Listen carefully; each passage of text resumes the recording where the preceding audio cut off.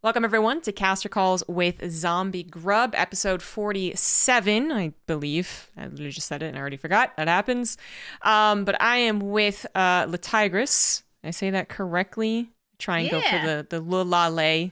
I took French class in high school and they were fairly much drilling that into us. But anyways, you are someone who does a lot of esports, but I think just most recently, of course, getting into the League of Legends casting portion of things, which is actually one of the more fascinating topics I'm looking forward to getting into. But of course, on the show, we usually go over a little bit more of your history before we get into the really current stuff. So welcome. Thank you for coming on. How you doing? And tell me your whole life story. There you Oh, go. well, I'm doing fabulously. It's always cool to get to come and jam about industry stuff, the stuff we all love. Coming in hot, just was out running errands to buy a car and got that locked in. So I'm bringing in the good vibes coming into Nice. this. But yeah, as far as background, so I'll try and give the TLDR as much as possible. Basically, always been into entertainment, have a history in broadcasting and public speaking. At the end of undergrad, after studying broadcasting on the production side, I was like, damn, I really want to do something cool. What's my next step going to be? I really want to get back into the gaming space like when I was younger. What am I going to do? And then my partner introduced me to esports and said, have you watched this? It's pretty cool. And it was EULCS and NALCS at the time that I was watching. And the first one I saw was Shocks on the Desk. And I thought, oh, this is the coolest thing ever. This just speaks to me on so many levels. I really want to pursue this full heartedly. So I immediately started streaming. And then while doing grad school, just focusing on esports and basically did a lot of project type work around that. I kind of use that as a way to go through that building process, the grind, working on the amateur side of League of Legends, which then led into working on an indie title called Duelist when I was starting to expand a bit more into other titles because I think nowadays, especially this was around 2014, 2015, it's very valuable to find avenues through multiple titles. So Duelist was kind of where I first found that home. It was so small that they said, "Yeah, you can come do some stuff for us." No one really just hosts or anything like Mm. that. So if you want to cast too and you're interested in that, then you can give that a go. So that's where I started setting my sights less so on just desk hosting that I was kind of doing in the virtual space in the amateur side, and then started casting Duelist, which was a card game. So a bit more of an analytical approach to it at the time.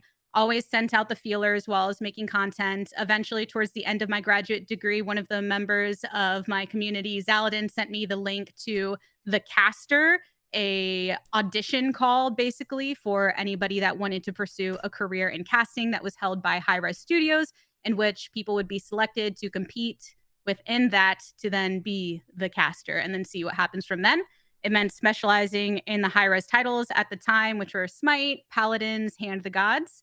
I thought, oh, yeah, that sounds like a great opportunity. I'd played Smite in the past and thought, okay, I want to go for this. It meant I had to then select either being play by play or color because it was very casting specific. And I thought, okay, I can teach myself that.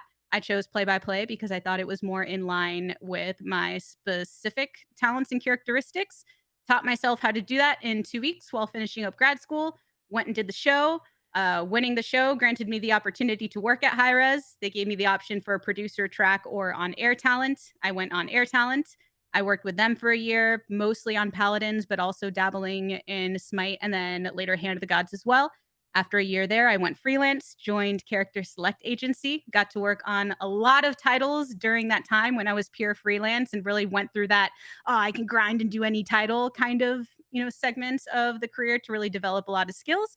And then that brought me full circle back to working a collegiate League of Legends event as a play-by-play caster, in which I got connected with Riot, was offered the opportunity to host the collegiate championship in 2019, and then 2020 a full-time position of the LCS, which is where I am now. Yeah, that was, I think, under like 4 minutes. So well done. Still a bit long, but try to No, get the gist. yeah, that was absolutely perfect. Now we can dive into some of the points. I'm also looking at some of the previous interviews that you've done, and you're one of the, I guess like it's like halfsies at this point. Half of the people that I interview say that they have some background in like debate or public speaking. You have a background in, oh, I had it up and I've lost it, but it was something very specific. What Yeah, was probably it? the speech and debate, like forensics, maybe. Ah, no, that was something even more specific. I actually had to Google it because The I was like, impromptu. It might have been one of the events I did.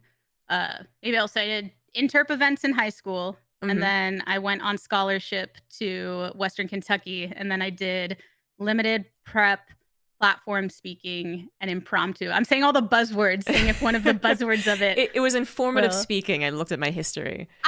Yes, Yes. championship in informative speaking during Yeah. my college career of it. Yeah, which is like kind of convincing people like with information gathering. So the gist that I got. So anyways, that's just really cool that there's like that background, right? So and then I know you were talking to a couple of people about how maybe you're speaking to like speaking coaches and basically a lot of technical stuff is kind of I'm going to round it out by saying you actually have a lot of technical background, which most people are lacking. There's a couple of people like Frankie, you know, she was in like British Broadcasting Company for a while and she had that background. But a lot of people in esports don't come in with it. So when you were coming into esports, you're like, this is awesome. I want to do this.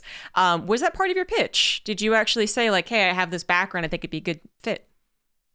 It is a interesting thing when it does come up because I feel it's not always something initialized in those first conversations, but when it does, it usually kind of hits that note, an easy way to encapsulate, oh, I do have technical skill that has prepared me for this type of work, and it kind of incites some kind of intrigue. I do pull from a lot of the tactics from both production, working production specifically in my undergrad, that speaking background of competing for 8 years, I think there's a lot of philosophies and just ways to care for the voice, the warm-ups I do every morning, things like that. Even dipping into my music minor where I did vocal was my focus there as well. So even some things from singing that help with play-by-play that I feel like have created this nice grid of tools to be able to consistently pull from. And yeah, I've gotten comments like that, like, "Oh, you're actually really trained up to do this. We don't run into that very often." So Yeah, I've yeah. enjoyed it as a strength. Yeah, definitely a strength. I mean, usually when I said halfsies, I'm talking like the half who say they have any background. It's very casual. Like I was in public speaking in high school, which is obviously still is something to consider, but it just usually doesn't get very technical or even, you know, remotely close to actual broadcasting. So absolutely, I think it's a strength.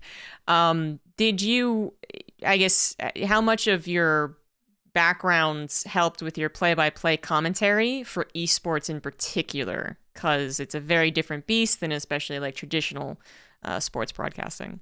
Mhm. I think for one, a lot of vocal control and caring for the voice in general has helped, and some of that might even be more from the singing side in terms of the range, but then a lot of the early days of speech, they teach you that, you know, speaking from the diaphragm and making that something that you do without thinking, where it's interesting because you'll talk to people that haven't gotten that training, and it can be like retraining the way you breathe and things like that. So I think a lot of that has pulled in as well. And then just even diction and things, I think in play by play, a lot of times, especially when things can get pretty speedy in the middle of the action, it can become very easy to get jumbled over your words, or even word economy is a big thing as well. So, yeah, definitely a lot specifically with play by play, and even things that I'm remembering from years ago of, oh, yeah, that might apply to now when I'm working on this particular area that I'm trying to improve on. So it's a lot of fun to kind of dip back into that pool. Right, yeah. But esports is usually well, first of all, esports has a lot of homegrown talent. So yeah, there's a reason there's not a background in broadcasting. They were all pretty much nerds playing in their computer room, and then we're like, this is interesting. I want to speak to other people about it. I myself, very shy kid, but I could talk at length about StarCraft, so that was my avenue, right? But anyways, it's homegrown. So sticking on that point, usually there's even a bit of like, oh, I don't know, that person's coming in and, you know, they might be okay in how they speak, but they don't know my game. How much did you run into that, especially when it came to League of Legends, which very quickly became one of the biggest esports? Oh, yeah. All the time in the early stages, especially when getting exposed to an audience at large. And I think one of the most interesting things about it was, yes, there's this technical background, but I did have moments of grinding. And there are people from the scene that have been around a while. They're like, oh, yeah, She was here working amateur. She was in collegiate like years ago. And it's almost like there was part of the audience because they weren't familiar with that part. And I wouldn't expect them to be, but then they hear this other thing of, oh, she has this trained broadcasting background. They assume it has to be one or the other. Like you can't go through the grinding part as well. So she has professional training. That must mean she doesn't come from the scene or care about the scene. So I'm going to be critical of that, which was very jarring from the perspective of somebody coming from that experience and thinking, whoa, all these assumptions being made. And I don't really know how to respond to that because I'm also not somebody that will, go on the socials and actively be like, well, no, that's not the case or and get in the nitty gritty. So it was weird to see at first. I think over time, some are starting to realize a bit more that other aspect where it's, yeah, I did fall in love with the scene, when I first came into it. And even the background with gaming being a little different, where, yeah, when I was getting trained up, I wasn't gaming as much, but it's because I gamed a lot as a kid. And then I didn't have access to games. All my games were sold, and I did not Oh. have the capability of gaming for a while, which is why, as an adult, it was very important to me when I had more agency over my life to game again. And so when I hear, oh, yeah, you didn't do this during this particular season, it's like, well, yeah, I didn't have a, I didn't, and I was trying to go and, get out of where I was and go Yeah. off and do things, which I had to focus on this, which gave me the scholarship to be able to go and do that and then eventually get to do what I wanted to do. So it Hmm. kind of dismisses some of the nuance of everyone's journey when you pick certain things to latch onto and believe that it means there are other aspects that aren't there. A bit of like the esports equivalent of asking like, why is the gap in your resume? What were you doing? You're just like, Yeah. well, it's not like I'm not lazy. Like I was doing other things. Yeah. But yeah, that's a bit unfortunate that had go that way. But to bring in maybe a bit more of the controversial question, not really, to bring in the woman aspect. Mm. So you come in and not only like are you a play-by-play commentator who usually I would say like you basically came in as kind of a mixture of a lot of things that people kind of initially disregard as far as the smarts. All right, so the play-by-play commentator, they're yelling, they're happy, they're excited. That's all they have to be. Don't worry about if they know the game. And then as a woman, there's usually always that little bit of like, well, how are you really a gamer? A little bit more so even, though I think everyone in esports gets that judgment of like, how long you've been in the scene? Less than 4 years? Yeah. But yeah, so you come in with a lot of that combination. And then you also kind of came in, it seems like abruptly to me as someone who's in an esport, we're like, yeah, you do have to go through 10 years. And you get picked up in 2019 and now you're casting as well in 2022. So how did you feel any of that? Okay, how did you approach some of your first like big girl appearances, right? Did you think I have to prove to this audience that I know what I'm talking about? Or were you thinking actually just like purely technical, I need to make sure that everyone understands what I'm saying and that I am a good part of this broadcast? Because I think a lot of people always go with like, I need to prove how smart I am immediately. Right. Yeah. And that can be a difficult thing to try and internalize, depending, just as you're saying, the role that you're going for. So you're talking specifically about the League of Legends casting, right? I'd say Coming so, into yeah. that. Yeah. So as far as beginning casting, so this is my first year casting on the Right. LCS, which is a big surprise to a lot of people, especially if you don't watch Academy or the other aspects of it, which, not a lot of people do unless you are very, very in the nitty gritty of the developmental side of the scene. So, yeah, there are a lot of people that were thinking, did she just pick this up randomly? I don't know what's going on. But from my perspective, it was so prior to the LCS, I had actually been predominantly play by play casting, desk hosting, and then doing kind of interviewing as a third when I was super freelance. And back when I was maining on Paladins, I was one of the play by play casters slash hosts as well. So even when I joined the LCS in the first 2 years that I was there, it was always a goal of mine to be able to pursue all of the roles within the broadcast because I like being able to express in those different ways. And in those 2 years was casting academy, doing Twitch rivals regularly. So still making sure to get the reps in to get to a place where I felt I could prove I deserve to be part of the LCS broadcast. Cause I think, it takes a certain caliber and right, especially when you are committing to that scene. So I wanted to, have that moment of, yes, I've been working in League of Legends specifically for a bit and focusing on that. And now I'm ready to take that next step. So when it came to having that opportunity, A lot of it was just honing in on what I'd already been working on for the past couple years, which was developing certain skill sets within play by play, trying to be able to bring that next nuance level that comes with that level of familiarity with the players and with the scene that you're covering as well. And yes, I did have the thought of, okay, there's going to be a lot of pressure. This might be interesting. I don't know how people are going to respond because it was the first time that a woman has ever play by played the Mm, LCS in the history of the league. So, as somebody who typically focuses on the core of the work, I'm somebody who likes to really focus on the craft and then hope that that speaks for itself. I was also aware of that kind of social aspect or, that commentary on the space and what that would mean.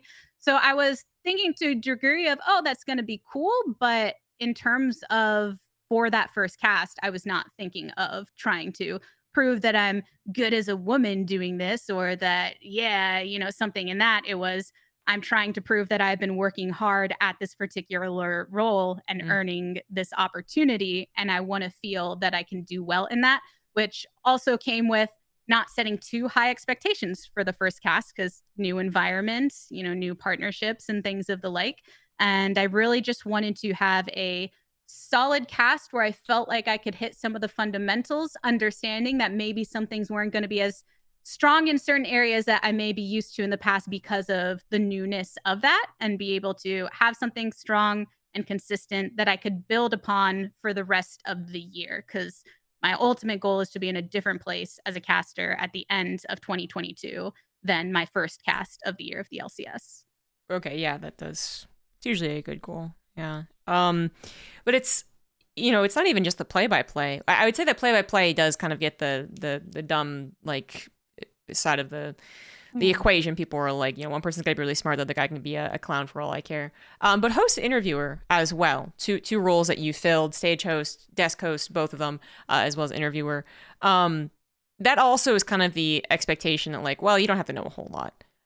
Did you ever? I guess to be honest, the honest question: did you ever kind of not play into it, but take advantage of that? Were you hoping to get more interviewing and hosting jobs in some of the games that you've done because you were like, this would be a nice like introduction, and then I can work on my knowledge about the scene and games? Because I think that's definitely one of the things that people give credit for is Mm. like make sure you know how to host, how to interview, because it's going to be something you can move in between games, and color is not the exact same, right? So did you ever find yourself being like, oh, I kind of wish that I was hosting or interviewing because I'm kind of intimidated by any of the scenes? Or were you always like, I think I'm very comfortable in the scene, in the community. I think I know what I'm talking about, and it's any role is good for me. Yeah, I always tried to take the approach of being willing and open to every single role. Obviously, it's a bit more difficult to execute in some roles depending on what the expectations are for the event, right? So, for instance, in I believe it was one full year that I was fully freelance working on multiple games. And, that's also a scary place when you go full freelance and you're thinking, all right, now it's all in my boat. What's going to come through? I very much was adamant about I feel that I can take about 2 weeks of prep for a title. And let's assume that it's a one off, right? Because it's a bit different than when you're covering an extensive league over multiple events. But if it's a one off weekend gig where it's a certain title and I don't have experience with it, I am confident in my research process to be able to cover it in whatever role you need me to.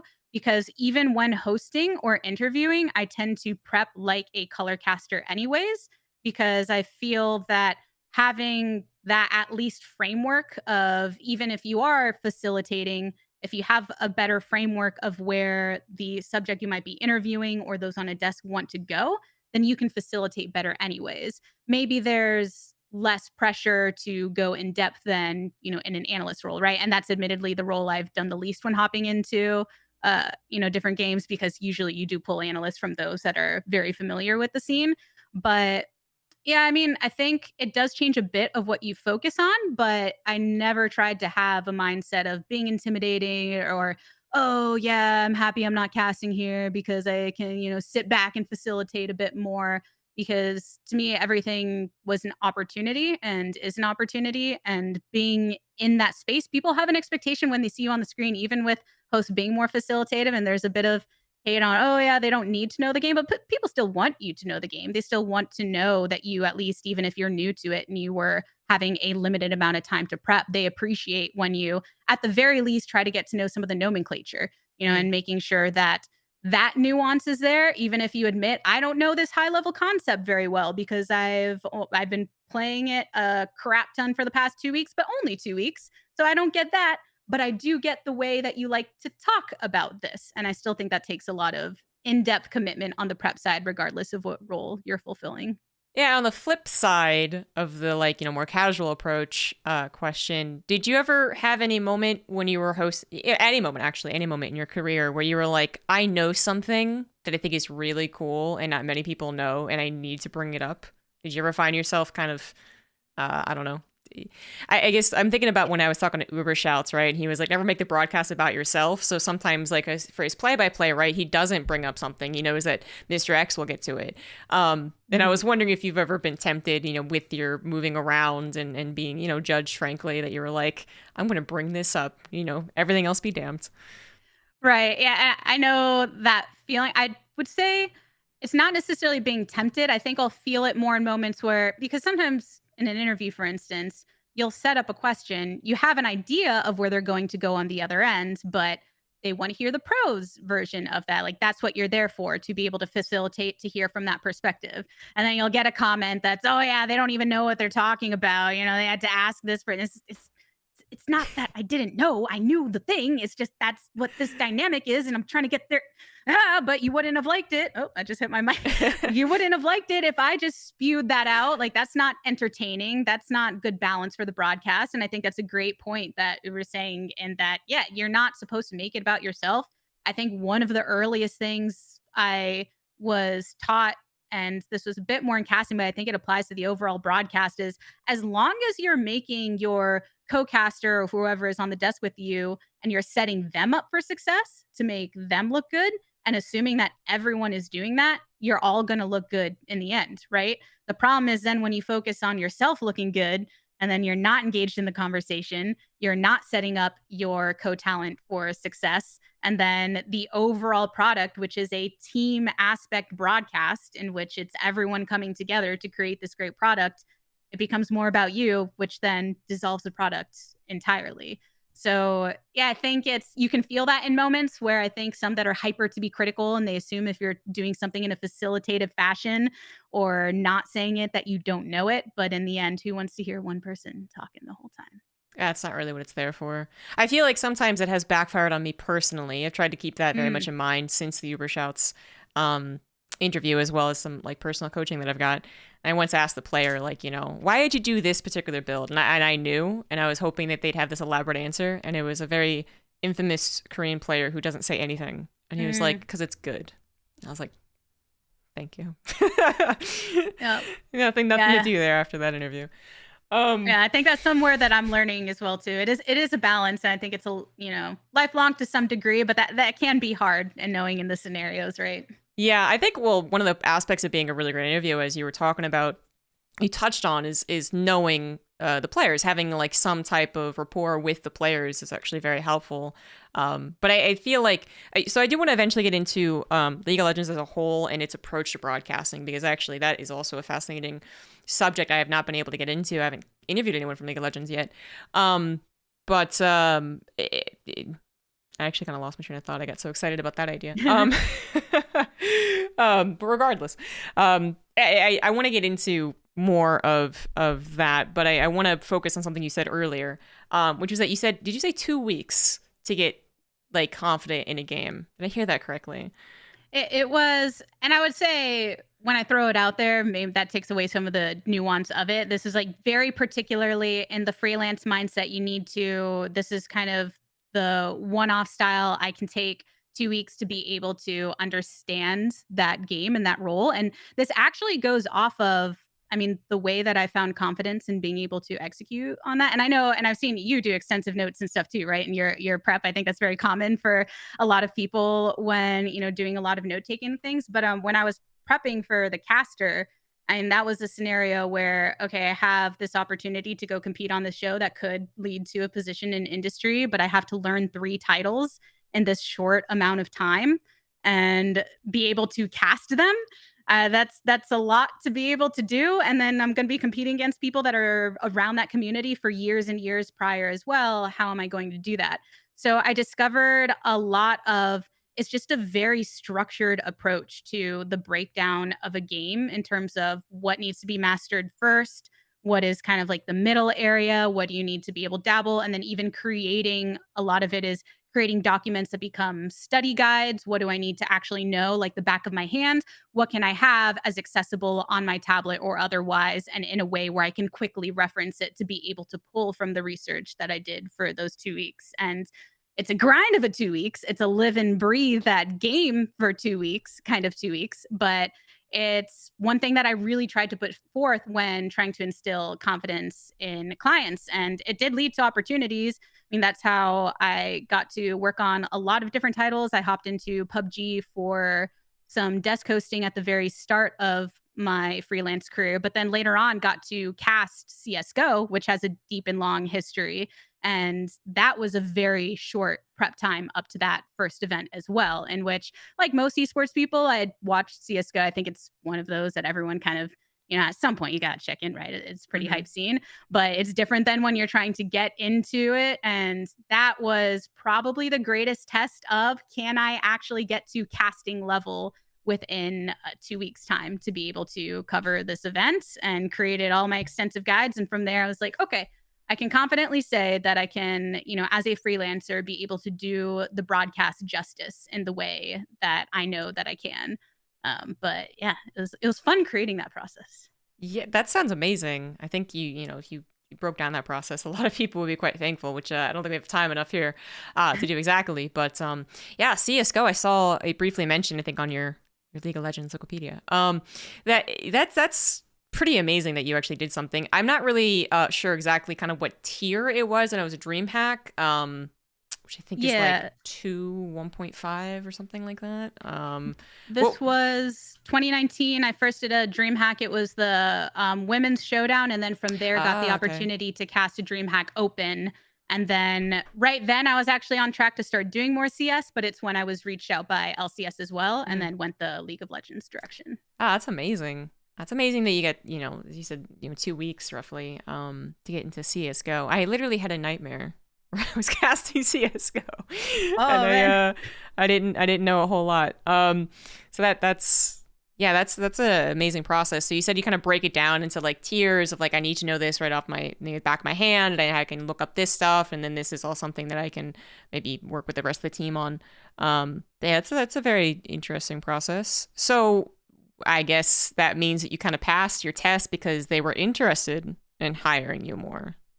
Is that correct? Yeah, it was really fun. I got to work with a lot of great people during it as well. In the short, time I got to dabble in the scene, and yeah, it would have been fun to keep doing it as well. I liked the people I worked with, liked casting the game.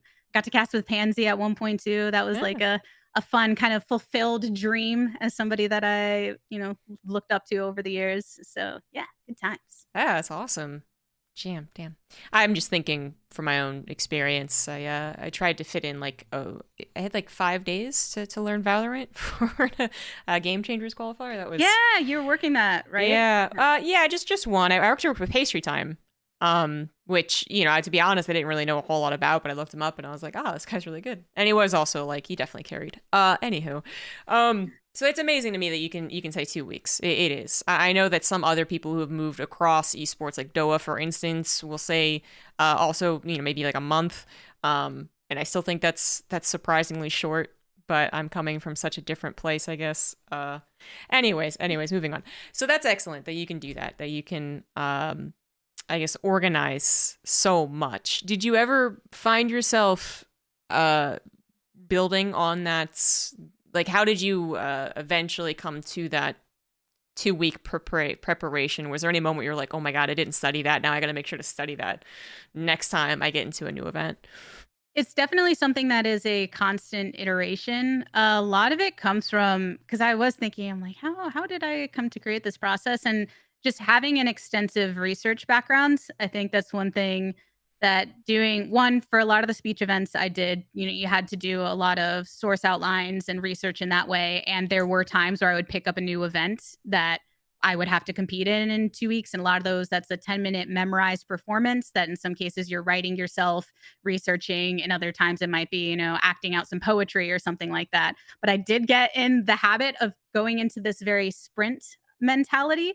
So I think some experience there. And then in grad school, having to do just the deep, deep research and being used to reading hundreds of pages of nonsense and then, watching a bunch of VODs for different things and everything. A lot of that kind of set the foundation and how to approach research in an efficient manner. And there's been some iteration. Like now I'm changing a lot of it because when I'm setting the goals for each week on what I want to prioritize and improving in play by play, that will alter what I am, trying to do. Like for now, for instance, whereas I would do a lot more written prep. And I think that's where a lot of it helped me in that 2 week kind of mindset is the way I approach writing things out and being able to visibly refer back to it. And even the uses of like bold and italicization and imagery and things to kind of jog those memories. Now I'm trying to shift less so from the creation of those formats and more into like immediate recall and then get into the nuance because I'm casting the same game each week and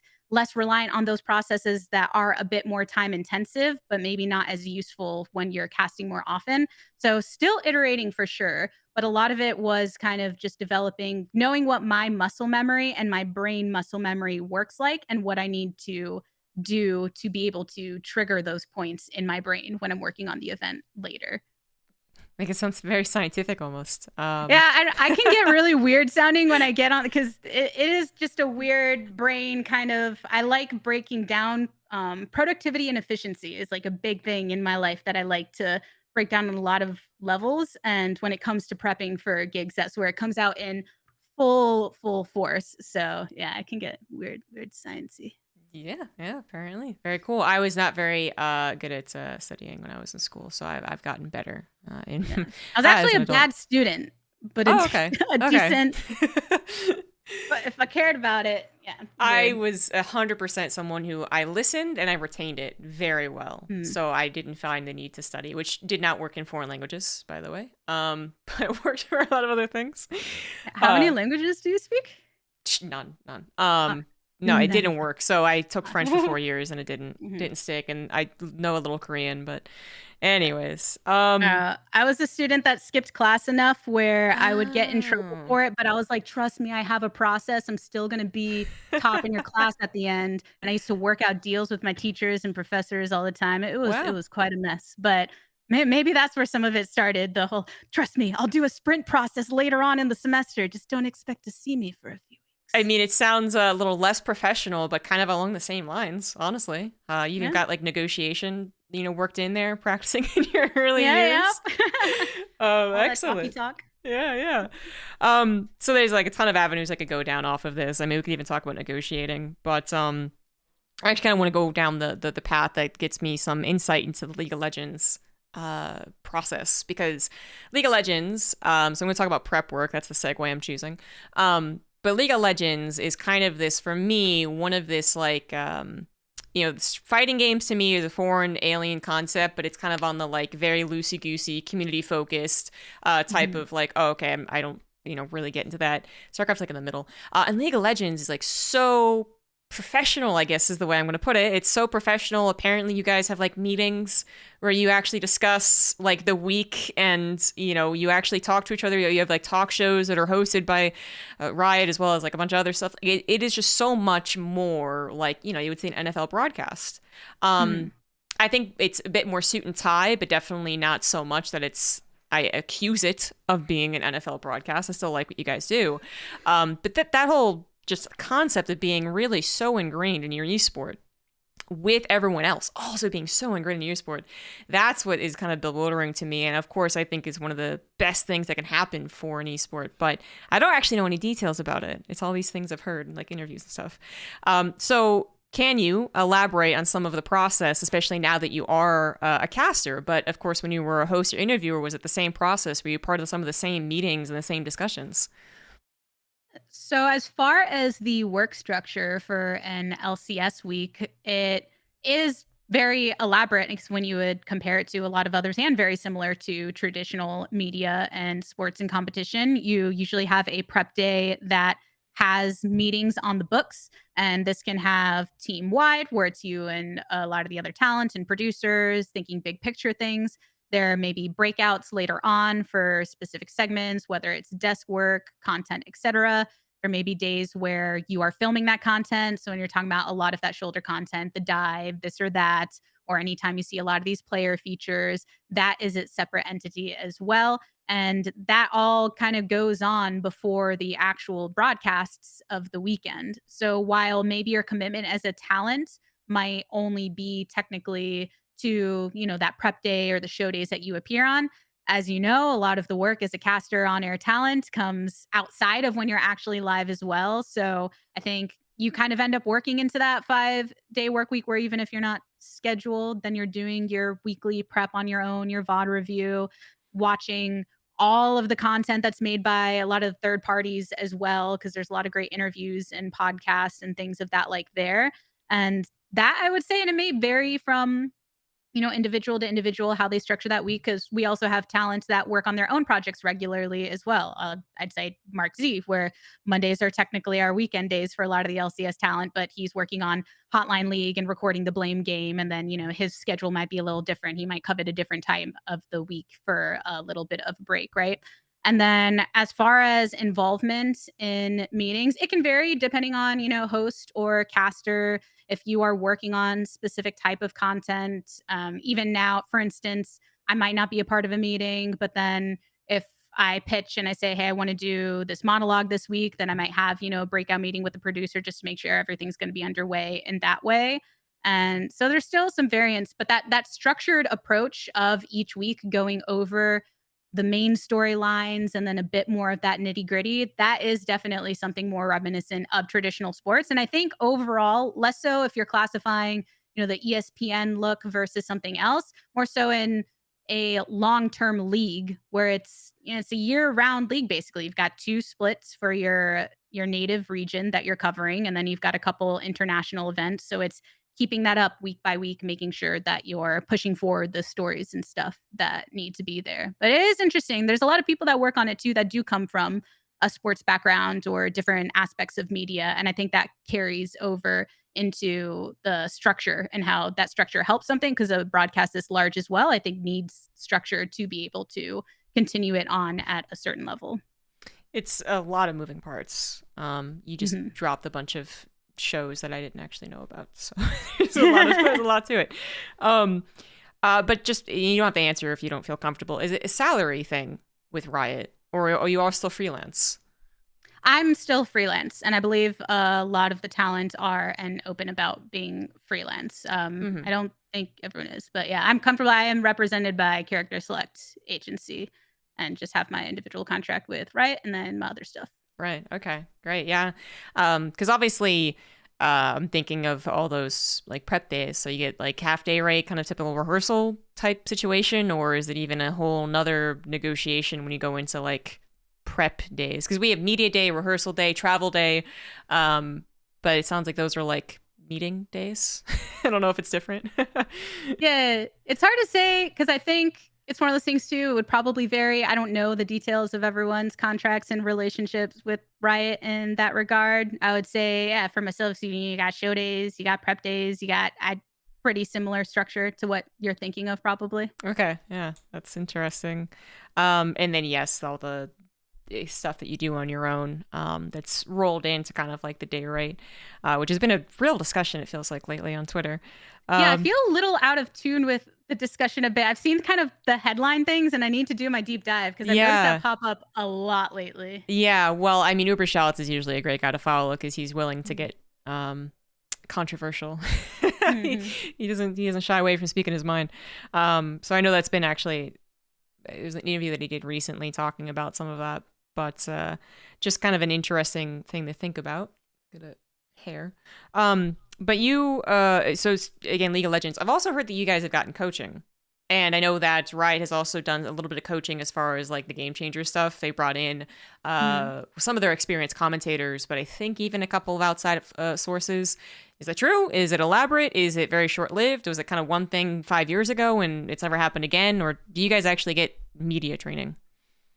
Yeah, I have not personally done that with Riot. I'm also that case of I joined the official LCS broadcast start 2020 and then COVID hit. So That's I don't true. have as much context on maybe how things worked before. Maybe they did. I have been lucky enough. I did get a little bit of coaching myself through something else when I worked on Forza Motorsports, their esports. They Oh, brought somebody in. So I did get to do a little bit there and maybe some individuals over their experiences. But yeah, I don't have the context outside of it, but I have not through Riot since being there. okay, interesting. I'm yeah, as I said, I'm not sure if it's a consistent thing, so I'll have to ask other League of Legends people. Yeah. Um, but yeah, the Forza thing is kind of cool. So they brought in someone outside of esports or someone in the Yeah, esport.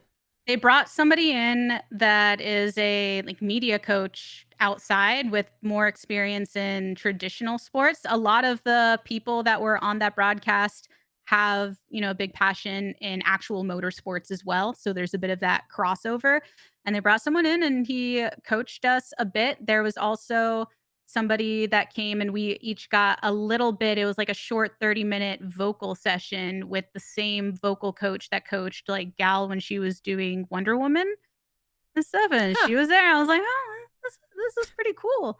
So that was a really cool, unique experience. I think it was over the course of a week when we were doing rehearsals and doing all these trials and stuff. They brought him in and we got to have some sessions.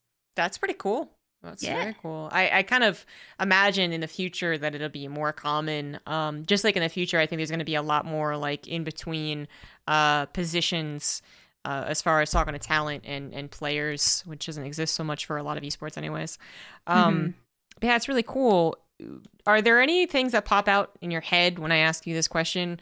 Um, what have you taken away from some of these like professional coaching sessions, or talking to some of the old school guys over in League of Legends? I know you said you got some advice for them. What's the thing that pops out first and foremost that you learned from this? As far as what I've gained from kind of official coaching sessions and things, I really like the coaching and just getting feedback format. I mean, maybe that comes from competitive speech for all that time, where I was used to just going in, talking. They're like, you need to fix this, and like, okay. So I think the biggest thing is depending on where you are. If you're early and you've never got any coaching whatsoever, a lot of the overview kind of ideology might be what you hold on to because this will go over, maintaining breath and things like that. For me, with that particular one, with the Forza crew, there are just a couple, and I think it's always if you can grab one or even two things that just stick with you and they change how you approach things, it can really make a big difference. And one was in the vocal coach session because I have this habit of I have a lot of breath control. I can speak for a while off of a single breath, but that doesn't mean I should. Mm. So she isolated. She's like, yes, you can support your voice, but even just breaking it up here, taking that little bit of breath here adds a little bit more of a natural aspect to it or things like that. So that was one thing that I came across was, oh, maybe that's why sometimes I can get a little sing-songy or things is because I'll start writing a breath wave and I need to just break it up a little bit. And then the other was in terms of projecting when he was telling me about how, oh, I'm opening up because I was doing some it was a desk hosting practice session and kind of the intro for it. And he was talking about, bringing that big presence, but you don't always have to push as hard with the voice and bring it outwards. And, I'm definitely butchering the way he did it. It's one of those things that's just like simmers in the back of the mind. But it was about bringing it a bit more intimate and being able to have that welcome in with the same Mm. amount of energy without pushing all the energy out. So I'd say those were the two kind of main things from that. And because I'll catch myself, oh, yeah, I'm here in the play by play booth and I'm really excited. And this is natural excitement going out there, but it can come across as not natural if I'm just pushing it out. So let me try and Gotcha, gotcha. bring it internal Mm. again. So that's what I say from that. And then from peers, I think it's just always great to reach out to peers. To me, you should always be somebody that's willing to grow, willing to learn. And I mean, coming into play by play this year, I'm like, I'm new to play by playing LCS. I just want to soak up all the things I can. And I've, done VOD review with people. Like, I mean, Raz was one of the first people I VOD reviewed with. I've probably talked to all of the play by plays. We have Pastry Time, Freak, and Captain Flowers there and talked to them about different things. And then in particular, I've messaged Captain Flowers about specifics, for instance, on, the first time I was going to play by play, just asking him some of the differences. What is it like casting up there in that booth compared to where I've been doing it at home? Or the first try cast, I talked to him and then talked to the color casters that I casted with Kobe and Jat, and then they all were telling me about the importance of hand signals in the TriCast and how you're constantly moving and communicating in that way. So a lot of those aspects, kind of the approach and how, and this is from talking to Captain Flowers, just when it comes to play by play, what to focus on. I've asked him a lot about how do you balance technique and then finding your voice and not pushing too hard in these, and a lot about how the fights are the focus for a play by play and making sure that you really get that down, and then when to choose moments of energy and how to know when to go bigger, when to go smaller. A lot of that are just things constantly learning about and trying to just be very active in asking my fellow talent these things so that I can continue to grow. Yeah, there's so many interesting discussion points. But I'm going to ask just one question. What exactly do you do when you VOD review? What are you looking when for? I VOD review? So a lot of times I try to go in with something. Sometimes I'm just watching just to watch. Like pretty much all the interviews I do when I go to VOD review, I'll watch them at the end and see how it comes through. And then with the casting, a lot of times I try to come through with a specific lens. Like the first couple of the year was more just, all right, how do I feel I sounded here compared to when I'm doing it at home? Where did I struggle? Did I push a bit more with my vocal cords here than I would in a different setting? Then from there, it's okay, I really want to review the fight specifically. How do I feel I did here? Or if I had a goal set going into the week, where, for instance, one week my focus was more, I felt I had, in an attempt to feel I was contributing more to the conversation part of the cast, and that, being able to bounce with the color caster, I felt that I had dropped back on some of the fundamentals of making sure to hit the timers, for instance, checking in when an objective is coming up, making sure to set that up and that the audience was there and I'm directing them to the right point. So that was my goal going into the week. So when I watched the VOD after, I was specifically looking out for that. And I find having an overarching goal is good. And then kind of anything that comes from there. And then I also usually look out for crutch words. Crutch words, and because I'll get that constantly evolving list, Yes. and I'm like, all right, that's the word I'm not allowed to say until I don't say it every time anymore. Yes, exactly. Definitely familiar with those.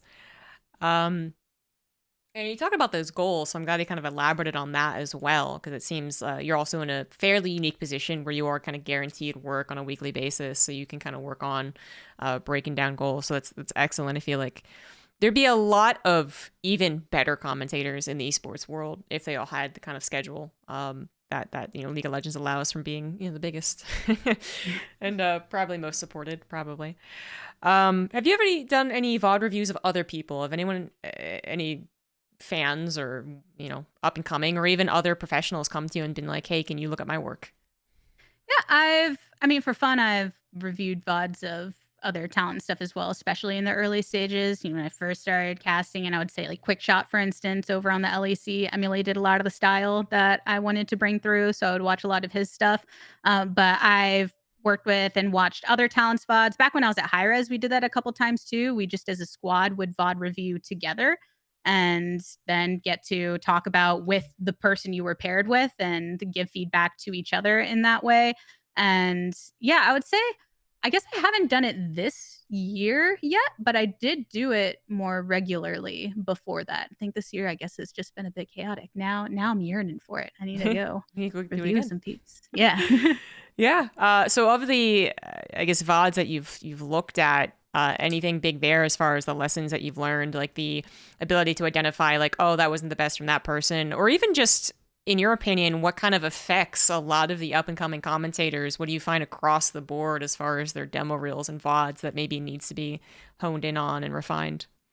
So I would say the biggest overarching thing that I see when I look at the demo reels of up and coming talent is really trying to identify what your unique voice is. A lot of times I'll see something cut together where it's, oh, this was good and solid, but what did you show that someone else can't do? And they'll be from talent where I'm like, I know you have stuff that you can do that others can't do, but there's a hang up in the short reel to be like, let me put these intros of myself, and like this part that I thought was loud enough, but trying to find some kind of either that uniqueness in it. Because when I'm looking at, for instance, one thing with play by plays, just using League of Legends play by plays as an example, is someone like Freak, right? Where Freak, I like to call him a color caster in disguise sometimes because the way he play by plays is somebody who absolutely insane at games himself. But then, he's been there since the first world championship. He knows this game like nobody's business.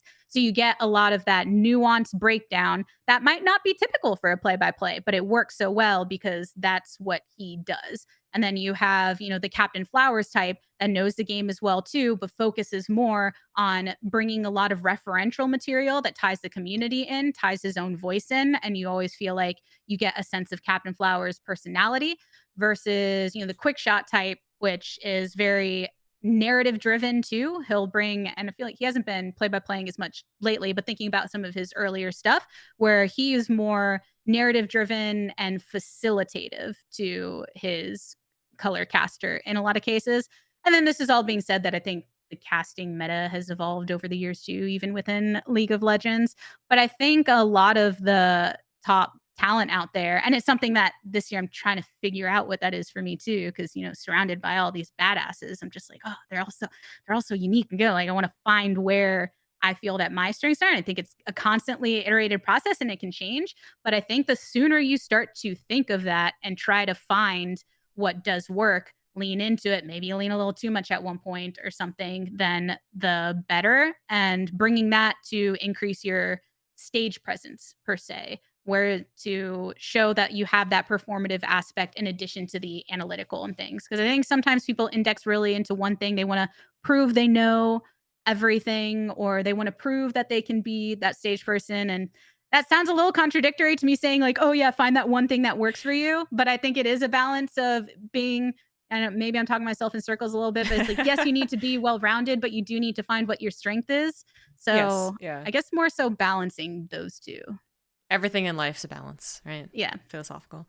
I know the dilemma that you're trying to figure out, to unknot. And it is difficult because I think you're talking about what I would usually say is like branding, basically. So I know branding, Mhm. a lot of people is like graphical design or something like that, like a logo. But to me, it very much is like if someone says that they're a color and not like a color commentator, I kind of, even if I've never heard them before and then I watch them after hearing that they're color, it's obviously going to kind of like skew me a little bit. So being able to pick something that works really well for you, but then also being able to be like your own person, but then also being able to fit in all these many roles. And yeah, it's a constant development for esports because it feels like you really can't just be one as well. Mhm. As far as actual legitimate roles. Yeah. Yeah, go ahead. Sorry. Oh no, I was just saying because I feel like I was talking to people about this where it feels like now, especially, I think there's a lot of pressure on talent to be multi-role Right. talent as Yeah. well. And analysts in general can run into this even more, that fear of you specialize in a game and then, try how do you prove that you can translate to other games if needed or translate to another role when you spend so much time crafting that you are the analyst for this game. And I think that is something people are thinking a lot about is in the longevity of my career, how do I show that I can branch out? Yeah. And the other thing that you were touching on was also this kind of intimidation factor, not quite imposter syndrome, but just kind of, I think I had the same thing. It's still the same thing. There's these OGs in a lot of esports that they're not just there because they've been there forever, but they're actually really freaking good at what they do. Or Mhm. sometimes they just have what I would always say is larger than life personalities. We have a lot of those in StarCraft. Yeah. Like Tasteless walks into a room and it's just like, he's tasteless. He's center of attention. And I've always felt it so difficult to even figure out how to work up to that point, right? Almost Mhm. like a legendary status without actually being necessarily a legend. Just someone who feels like it is so uniquely them to the broadcast that missing that particular element would be sad. you'd be missing it. And I feel like that is the constant dilemma for everyone in the esports world, is to say that I am not just better than this person, like maybe a technical level, which is great, but also something more unique. And that is incredibly difficult. And it sounds like you're still trying to figure that one out for play-by-play commentary. Maybe I'll have to ask you again in a year and see if you figured it out. I think it's a unique internal struggle too. I think that touches on, so to me, I've mentioned this already, but you should always be hungry to grow, right? Which means not thinking of yourself in a way that can't grow. You should always be humbled in a way where you're trying to strive for that. Sometimes if you go deep down this road, which is what, like the thing that I'm trying to balance and be a bit better with, is you go so deep down that road. And that's how sometimes you can also incite your own or flare up your own imposter syndrome or things, because you're so focused on that. And like, I just want to be able to be up there with those people that I idolize. And then you can start to separate yourself in a way where then, but at the same time, if you want to be on that level and be able to perform alongside these greats, you also have to develop your own confidence and confidence in that ability to be able to stand up there. And that just internally feels like two contradicting things, right? Let me constantly be wanting to approve and receive criticism, but I have to be confident enough because there's also going to be an audience out there that's going to hate me no matter what I do. So I have to have a strong enough mental fortitude and belief in myself so that I'm not listening to that, but I can't get too much there or else I stop growing and then I become stagnant. So that's definitely an overall battle. I think all talent experience to some level or another that you're always trying to work through. Yeah, the contradictions of like, well, don't listen to the general public, but then also make sure to listen like a little bit. Yeah, they're like, oh, I want to know what they think because they are watching it, but then don't think too much about what they think. But then am I not thinking enough about what they think because I'm writing them off, or am I thinking too much? Yeah. And then my go-to is usually just taking kind of like the sum, right? Saying like on average, this is the critique, but then to get an average, I have to read so much shit that it's, going to wear down on me, fatigue my brain a little bit. Same thing with like egos. I feel like, again, going back to the don't let your ego overtake and, prove how smart you are. But at the same time, you do have to have a little bit of an ego. You got to be like, yeah, I'm going to be better for that broadcast, or I'm going to fit really well into this broadcast. So that's another struggle that we deal with. Humans, am I right? Esports broadcasters. The humanity. Yeah, exactly. I just want to throw out there that because you are talking about so many OGs for most esports, not for StarCraft. I'm just kidding. But all these like really old school commentators who have accolades and awards, like literally awards. I once showed esports to an outside source. This guy who's like, he teaches like NBA announcers, and it was interesting to hear because I showed him two really popular play-by-play commentators, which I guess I'll say, and I don't mean any disrespect in this, but it was just his like honest view because he didn't know what esports was. So he was like, show me like who is the best play-by-play commentators. So I showed him Uber Shouts and I showed him Captain Flowers actually. And he said that, Uber Shouts was obviously great, like as far as like hype and, listenability basically. But he thought that Captain Flowers was actually a much better play-by-play commentator. And I was really surprised by that. But it really helped me kind of look at it an outside source because in my mind, I love Uber Shouts. There's a reason I interviewed him. He's like one of my favorite commentators. And for someone to be like, actually, this other guy has what it takes. And his reasoning was it was basically 100% inflection. That was what set Captain Flowers apart. And I don't know if Captain Flowers has picked up on that, or just something that he's like naturally doing. So that's why I was also kind of like almost trying to lead you to talk about like the Captain Flowers coaching. I wanted to see if it was something that he had discussed with you.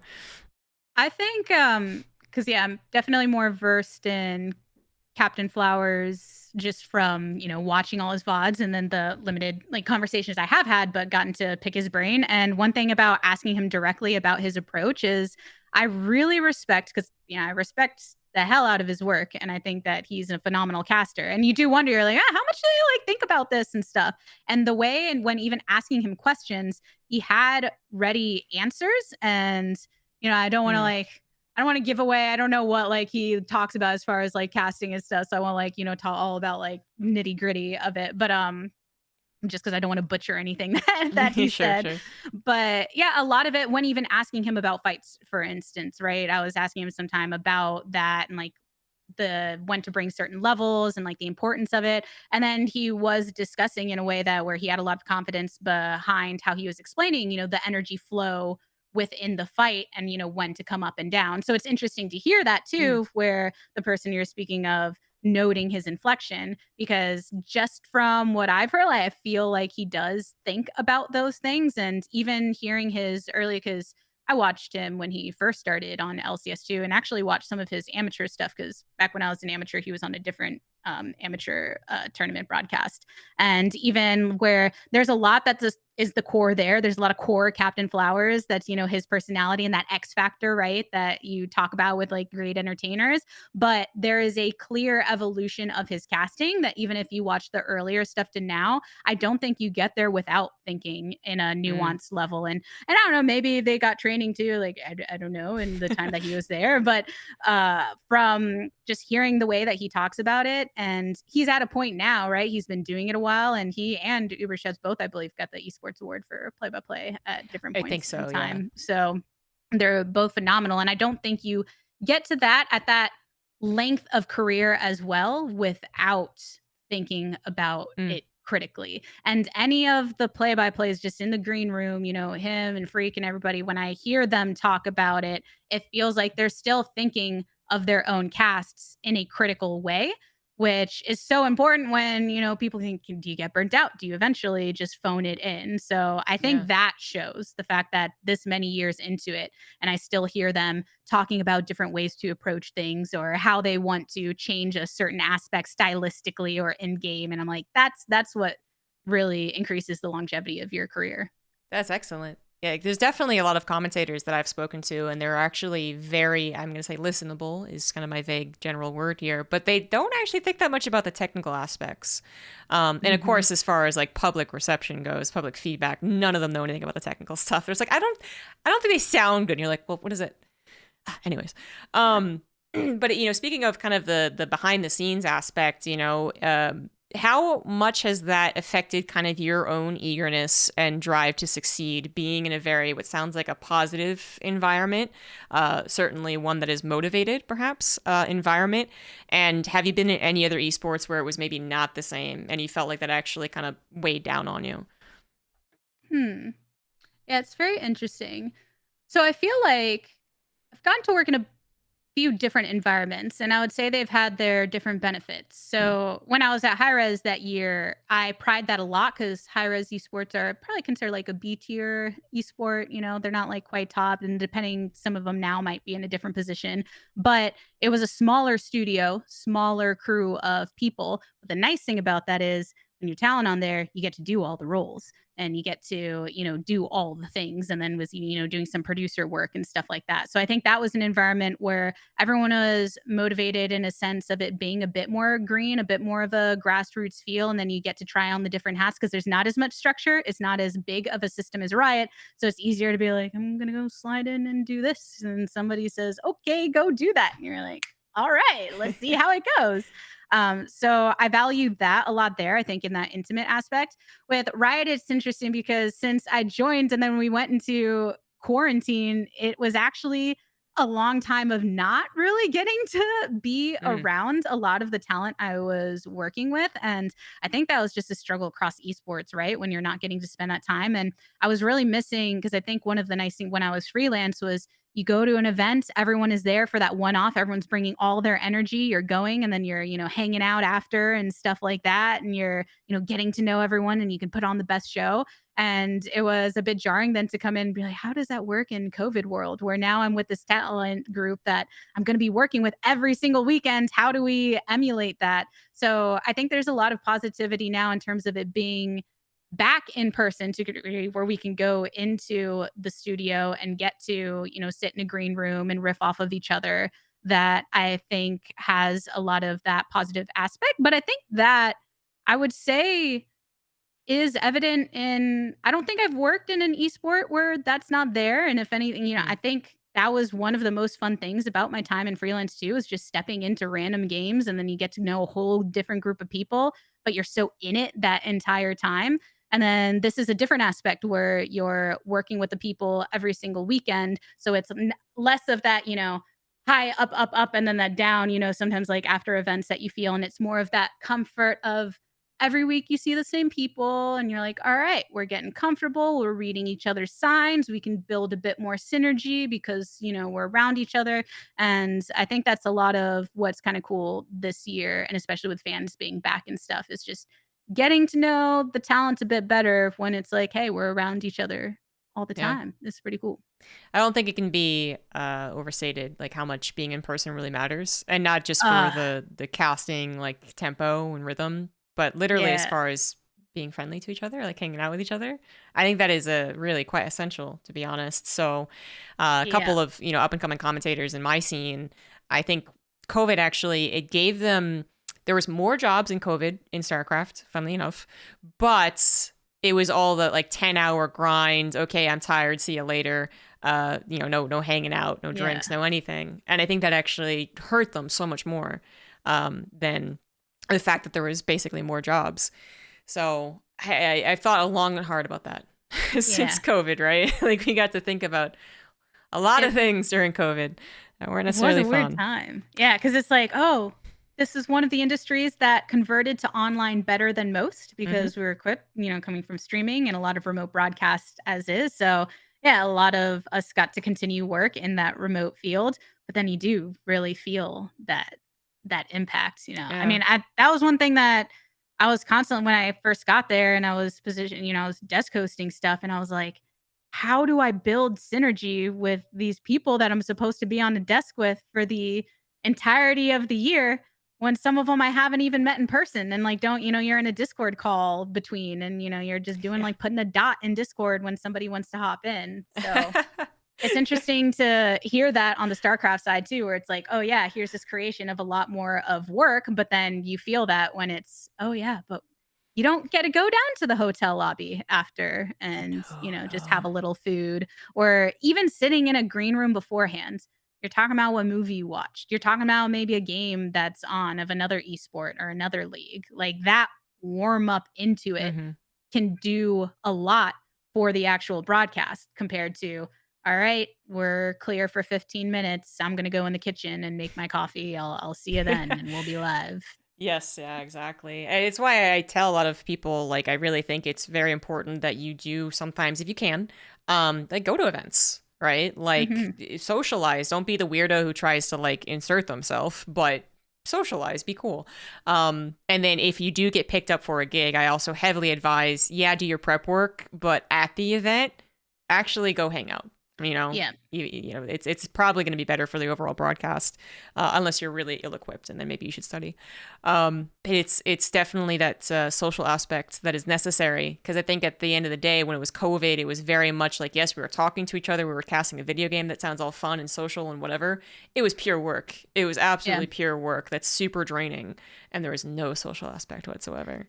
Yeah. Um, I think a lot of people felt that too. Even if you don't yes. realize you're feeling it, you're like, why do I feel burnt out so much more than other times? And it's like, well, you're not getting that release or that gratification after, right? You hit offline and you're like, where's my feeling that tells me that this was like a job well done? Even if that's just like seeing the person next to you and being like, oh, we did it. Yeah. Yeah. Okay. Yeah. It can go a long Absolutely. way. Yeah, I kind of that actually sparked a memory. Yeah, we did the whole like well done, fist bump at the end of Katowice, and then I remember in COVID, I don't think we ever did that. It was just like, oh God, see you later. God, I'm so tired. Yep. um, yeah, that's tough. And just to I gotta wrap it up soon. But speaking of synergy and whatnot, the partner situation in League of Legends, do you guys mix and match, or is it like set partners that you're trying to find? Yeah, it's a mix and match. I think everyone on our as far as the LCS casting crew has cast together. So there's about there's 4 play-by-plays and then I believe equal number of colors. So there's not that many, so you're not switching up all the time. But yeah, you do mix and match a decent amount. Okay. And do you prefer that? Or do you kind of wish that you could stick with one person and build that rapport, work with them directly on casts? I think right now because I wouldn't even know who I would, I think it's just good to get that experience with a lot of people because I'm still in a stage where I'm just like, I value like all the color casters that we have, I think are great. And I think they bring different energies. So just even getting to work with those different type of energies and build the synergy for all of them is nice. I think I will say when I did my first cast, one thing that I liked was I got paired with Mark because I hadn't actually cast with anybody else yet, but I spent most of my time working with Mark on the analyst desk. So even though we hadn't cast yet, there was a bit of that built-in synergy. And then beyond that, we've also casted Academy together. Oh, So I think it helped, especially in like those development times, to be like, oh, and we have worked. I know your signals a bit better because I've seen them across the desk a bit more. So I think it does help to have that. I think because as you said, I am very grateful to be in a league that has the opportunity to practice this often. Like that's something I don't take for granted, being able to go and I'm not casting on every week, but at least like the super weeks and stuff, like knowing that I would come through and cast then, it gives you a bit more freedom to flex around with different partners and still feel like you're moving forward than as opposed to if you're doing separate big events and then you're changing someone each time. I think that can be a bit more mm, jarring than if you're using the regular season to try and figure things out when you have 9 weeks to do so with different pairings. that's a good point. Yeah. Because I was gonna say like there's obviously like pros and cons to mixing and matching. So Yeah. Because I there's like something wonderful sorry. no But, worries. like, thinking of Doa and Monte Cristo, right? Like, Right. back in the that's an iconic duo, so I think there is a space for it. But, yeah, I don't think we've seen it for a while, and I wonder if that is a direction that it'll eventually go back to. Well, that's a whole other interesting topic because it's recently been made to most. I mean, it's public. I mean, it depends on if you watch the show or not. But like, the Richard Lewis and Monty and yeah. So they were talking about, and they spilled the beans, I suppose, which is that Tastosis actually created quite a problem with the duo concepts. Their brand was too strong. And so Mm, organizations were like, yeah, we're not going to have that happen again. So that's always kind of the interesting behind the scenes portion.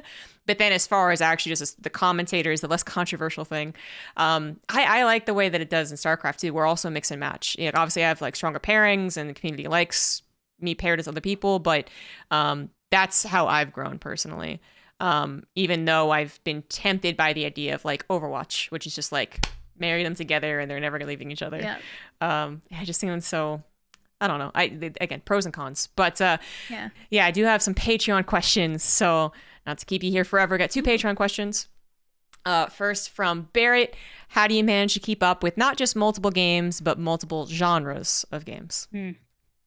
I definitely live and breathe a lot of gaming and esports. I'm very habitual. I'm a big what's the word I'm looking for? I guess advocate, a big advocate for habits and having good habits within ourselves and things that have healthy lifestyles. So that goes even from trying to have a morning routine with workout and things like that. But I also have evening routines of finish dinner. I'll either play, I have, a group of people I play games with. We'll switch between multiple titles. So I think doing that helps. And then usually I am watching some kind of esport throughout the week. So a lot of my lunchtime, instead of maybe rewatching an episode of Friends for the 80th time, I'll see what's on and put on one of the esports there. I think just having habitual times to check in with esports has helped because if you leave it off and then you're trying to keep up with it and a Saturday comes and you're like, how do I watch everything? I don't know what's going on. It's really hard to keep up to that degree. But there's so much out there. You still kind of have to have the top ones you keep up with and then maybe the other fringe stuff that you pop into. But really just following a lot of people from the scene, going on there. Juked is a great app too that's out recently that, has all the scheduling and stuff there and a lot of the headlines. So sometimes even if I don't open it, just looking and seeing what Mm. the headlines are is a good way to keep up with it. And I guess sub question from me: do you find it easier to get into a game of the same genre, like a MOBA, or MOBA's easier for you to get into? I think MOBAs can be a little unique because a lot of the action comes from the interaction of the kits. So if it would still take a certain level, like I had to cover a Heroes of the Storm event once, and Yeah, so many maps on top of all of the heroes. I was like, oh my gosh. So like like it's not just learning the objectives on one. I'm like in League, you got Baron, you got the Drakes and stuff and that. And there I was like, it's a whole different thing. So I think sometimes, and even in covering Dota, I've only done that in like an interview hosting aspect. But I was like, man, there's a lot here that I think there's just a lot of almost if you think of it in terms of text like the text of stuff that you would need to know. But I think in other genres, like having CS experience helped a lot when I got to cast some Valorant during beta and things. There's a lot of similarities there. So I think in certain genres, card games, for instance, they are also in that way of yes, you have to learn the text of each card, but a lot of the aspects of decks are similar. So as soon as I had duelist experience, it was easier to tap into doing something for Hearthstone or from Legends of Runeterra because I'm like the idea of like an aggro deck versus a control deck, etc. Like those are all going to still be there. So there are some things that I think can cross over, but then depending on the role that you're fulfilling or the context of that specific game, it still might take a little more nuance. Very understandable. Yeah. Yeah. Yeah, I can't imagine getting into MOBA. It's like 170 characters. It's kind of insane. Yeah, all of them have so many characters, so many, and that's the And, thing. And you just look at it, and it's like, bruh, and it bruh. changes so often. That's Yeah. another thing that I think StarCraft is like we miss patches, we miss big updates, obviously, for obvious reasons, I would say. But then at the same time, it's like I could leave for 2 years and come back. And Yeah. I'd be like, yeah, still know everything. Second and last question here from Renish. Between the various games and genres you've worked with, what's a notable similarity across all gaming communities?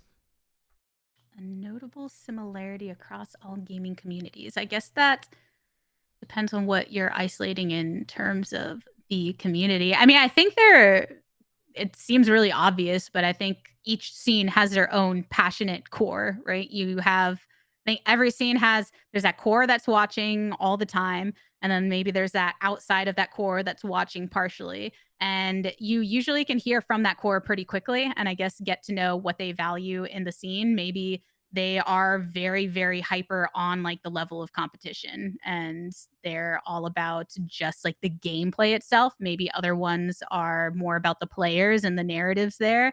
But I think all of them tend to have a core that pretty eagerly kind of showcases what they're all about and what they value most. And while that seems vague, it's kind of then what you would go to see the differences, if that makes sense. They all have that similarity. So then you get to take away the differences. But even then, I would say they're not that different because you look and it's usually people really passionate about a game. They played it, they loved it, then they started watching the competitive part of it. And then when you're on the broadcast, your job is to be that voice to be able to connect their passion to what's happening on the screen. So I think that relationship is always the same. Hmm. And I don't think it's necessarily all that obvious. I think there's a lot of people who would think of maybe smaller esports and they'd be like, oh, it's nothing but hardcore people. Or they think of really large esports like maybe Overwatch and say, oh, it's all casual people. Which, Mm. yeah, I would know is not the case. But some people might misinterpret, right? Especially if they are new to esports in general. I had friends who got into Overwatch League and, yeah, they kind of anticipated it being everyone was like them in Overwatch League and they knew me from StarCraft. So they thought everyone from StarCraft is going to be like super hardcore. Yeah. So, I yeah, think it just can confirming it's the same. vary. Yeah, it's like percentage might be different. Maybe this Sure. hardcore part is bigger in this game. Like card game communities, I would say usually tend to be a bit more like hardcore in that Didn't know that. like sense. I feel like a lot of like card game players to me tend to be like really all about card games. But I'm just thinking of like the core of those communities. And when I've talked to them, they're usually playing all of them and they have a main and stuff. But then like League, you'll find people that are like, oh yeah, I watch League, but like, I play Overwatch and I play all these other things. But there's always a core and there's always like a more casual, just the number of people in each category might change mostly depending on the size of the scene. True. Yep. Well, all right. That was an excellent answer to a pretty interesting set of questions. Thank you very much, guys. And thank you again for coming on to the podcast. We had to wrap it up, eventually, even though I always have a billion more questions. So where can people find you? Twitter, do you stream it all? And when's your next appearance on League of Legends? Yeah, so I will be at finals in Houston for LCS this weekend. What? Hope to see some people there. That's going to be really exciting. I am LeTigress across all platforms except Instagram is where I'm real LeTigress. And then I usually stream at least once a week, except when I'll be out of town. but I stream on LeTigress as well, some TFT and other things. And yeah, thanks for having me. It always feels weird talking about myself the most of the time. I appreciate you bringing me on. I love the work you do, and the podcast has been dope. So yeah. Thank you. Thank you very much. And guys, thank you for watching. The Patreon is patreon.com/ZombieGrub. So if you do want to ask your own questions, go to that site and check it out. And thank you for everyone who supports the Patreon a little bit more above and beyond. Nick, Vinny, Steven, E.T., Ravi, Barrett, who also helps with the podcast, and Cuddle Bunny. Got quite a list nowadays. But thank you guys very much. And I hope to see you back here for the next episode of Caster Calls. Bye, guys.